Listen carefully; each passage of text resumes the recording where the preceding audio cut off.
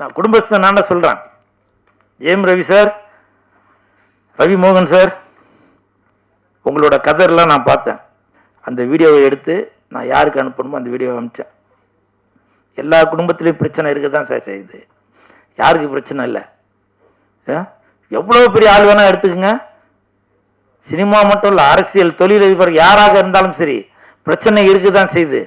நீங்கள் அதை வெளியில் கொண்டு வந்து வேடிக்கை பார்க்குற நிலைமை தான் வந்திருக்கு. பல பேர் சப்போர்ட் பண்ணுவாங்க, பல பேர் எதிர்ப்பு தெரிவிப்பாங்க.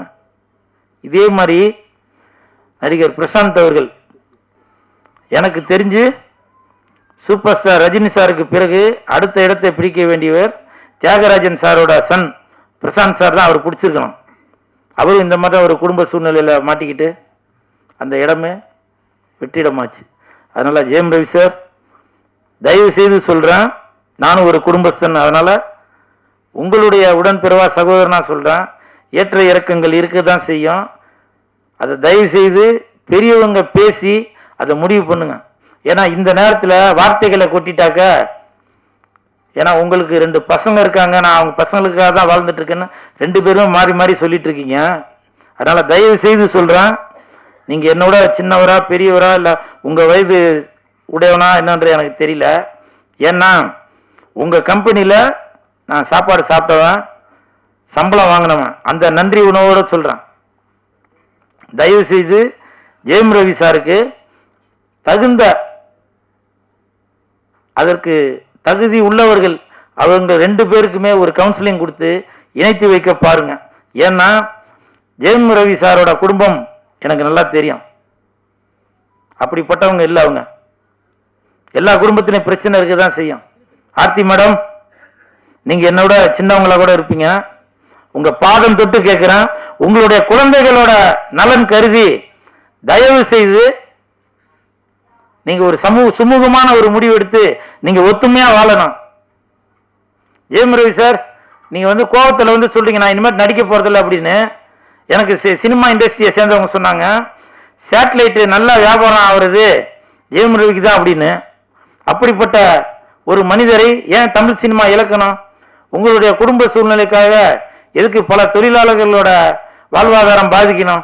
அதனால ஜெயம் ரவி சார், ஆர்த்தி மேடம், தயவு செய்து நீங்க இல்லைனாக்க வேற யாரோட ஒத்துழைப்பும் இல்லாமல் நீங்களே பேசி ஒரு முடிவு எடுங்க. ஏன்னா நான் குடும்பஸ்தன், எனக்கு தெரியும். எனக்கும் பல துன்பங்கள் இன்ன வரைக்கும் இருந்துட்டு தான் இருக்கு. எல்லாத்தையும் நான் சமாளிச்சு தான் போயிட்டு இருக்கேன். அதுதான் குடும்பம். ஸ்டேஜில் உள்ளவங்களுக்கு பல பேருக்கு தெரியாது. ஏன்னா வழி சொல்றதுக்கு ஊரே வரும், ஆனா வழி சொல்றதுக்கு ஒருத்தர் கூட வரமாட்டாங்க. அப்படிப்பட்ட தட்டுங்க சார். இது எனக்கு மட்டும் இல்ல, ஜெயம் ரவிக்கு மட்டும், எல்லாருக்கும் தான் சொல்றேன். வழி சொல்றதுக்கு ஊரே வரும், ஆனால் வழி சொல்றதுக்கு ஒருத்தங்க கூட வரமாட்டாங்க. என்ன கூட பல பேர் சொல்லுவாங்க, எதுக்கு நீ தியேட்டர்ல போய் கத்திட்டு இருக்கிற, எதுக்கு நீ அந்த நிகழ்ச்சிக்கு போற இந்த நிகழ்ச்சிக்கு போற அப்படின்னு. நீங்க டைரக்டர் தானே, நீங்க ப்ரொடியூசர் தானே, எனக்கு ஒரு வழி காட்டலாம்ல. அதுதான். அதனால ஜெயம் ரவி சார், தயவு செய்து நீங்க இதை புரிஞ்சு 2 பேரும் சுமூகமாக ஒரு முடிவு எடுங்க.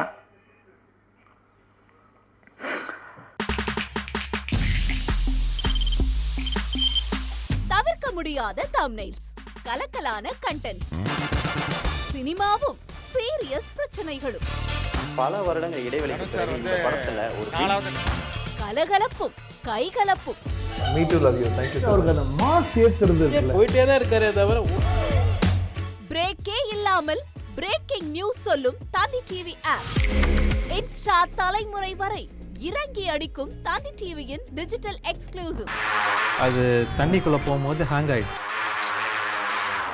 உங்களுக்கு விஜய் சார் எந்த அளவுக்கு ரொம்ப பிடிக்கும்? Of course, Malayalis are huge Vijay sir fans. 2 பேருமே ரொம்ப பிடிக்கும் எனக்கு.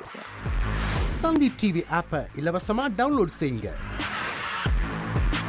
ஃபாலோ பண்ணுங்க, சப்ஸ்கிரைப் பண்ணுங்க, என்ஜாய் பண்ணுங்க.